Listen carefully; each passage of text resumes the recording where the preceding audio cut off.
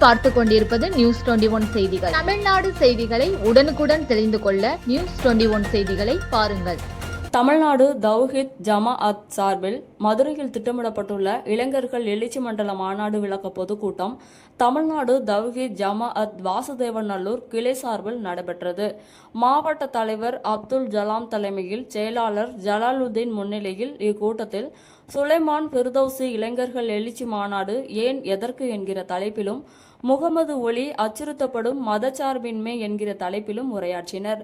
நூற்றுக்கணக்கான ஆண்களும் பெண்களும் கலந்து கொண்டனர். பொதுக்கூட்டத்தில் முக்கிய தீர்மானங்கள் நிறைவேற்றப்பட்டது.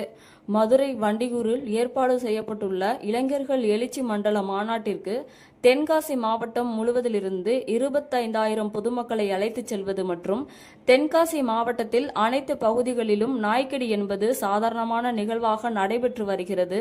அரசு துறைகளுக்கு பல கட்டங்களாக கோரிக்கைகள் வைத்தும் மக்கள் திரள் போராட்டங்கள் நடத்தியும் தீர்வில்லாது தொடரும் நாய்க்கடிக்கு நிரந்தர தீர்வை வழங்க நிவாரணம் வழங்க நடவடிக்கை எடுக்குமாறு இந்த பொதுக்கூட்டத்தின் வாயிலாக கேட்டுக்கொள்கிறோம்.